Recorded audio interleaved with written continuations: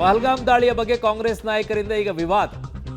ಅವರು ವಿವಾದ ಮಾಡೋದು ಬಿಟ್ಟು ಇನ್ನೇನಿದೆ ದೇಶದ ವಿಚಾರದಲ್ಲಿ ಬಂದಾಗ. ಎಐಸಿ ಅಧ್ಯಕ್ಷ ಮಲ್ಲಿಕಾರ್ಜುನ್ ಖರ್ಗೆ ಅವರು ಇದಕ್ಕೆ ಪ್ರತಿಕ್ರಿಯೆಯನ್ನ ಕೊಟ್ಟಿದ್ದಾರೆ. ಏನು ಹೇಳಿದ್ದಾರೆ? ದಾಳಿಯ ಬಗ್ಗೆ ವಿವಾದಿತ ಹೇಳಿಕೆ ನೀಡದಂತೆ ತಾಕೀತನ್ನ ಮಾಡಿದ್ದಾರೆ. ಸ್ಟ್ಯಾಂಡ್ ಕ್ಲಿಯರ್ ಆಗಿ ತಗೊಂಡಿದ್ರು ಆಕ್ಚುಲಿ ಅವತ್ತು ಮಲ್ಲಿಕಾರ್ಜುನ್ ಖರ್ಗೆ ಅವರು.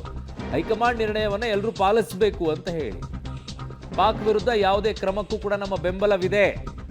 ಅವತ್ತು ಆಕ್ಚುಲಿ ಮಲ್ಲಿಕಾರ್ಜುನ್ ಖರ್ಗೆ ಅವರು, ರಾಹುಲ್ ಗಾಂಧಿ ಅವರು ಅಲ್ಲಿ ಒಂದೇ ಸ್ಟ್ಯಾಂಡ್ ತಗೊಂಡು ನಿಂತ್ಕೊಂಡಿದ್ರು. ಯಾವುದು ಏನು ತುಟುಪಿಟ್ಟಿಕ್ ಅಂದಿರಲಿಲ್ಲ. ಅದೇ ಯಾಕೆ ನಾವೆಲ್ಲ ಪಕ್ಷದವರು ಒಂದಾಗಿ ಸೆಷನ್ ಕರಿಬೇಕು, ಪ್ರೈಮ್ ಮಿನಿಸ್ಟರ್ ಅದರಲ್ಲಿ ಇರಬೇಕು.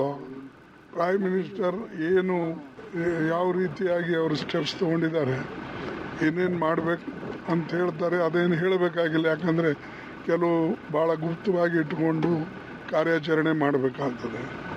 ಅದಕ್ಕೆ ನಾವು ಅಟ್ಲೀಸ್ಟ್ ಅದು ಆಗಲಿಲ್ಲ ಅಂದ್ರೂ ಕೂಡ ಇವತ್ತಿನ ಸ್ಥಿತಿ ಏನಿದೆ ಮತ್ತು ಈಗ ಸದ್ಯಕ್ಕೆ ಅವುಗಳನ್ನೆಲ್ಲ ಸೆಷನಲ್ಲಿ ಕೂತ್ಕೊಂಡ್ಬಿಟ್ಟು ಚರ್ಚೆ ಮಾಡೋಕೆ ಆಗಲ್ಲ ಸರ್. ನೀವು ಅದನ್ನು ಹೇಳಿದ್ರಿ ಸೆಷನ್ನಲ್ಲಿ. ಬಟ್ ಆದಮೇಲೆ ನಿಮ್ಮ ಅಧಿವೇಶನ ಕರೆದು ಮಾತನಾಡಬೇಕು.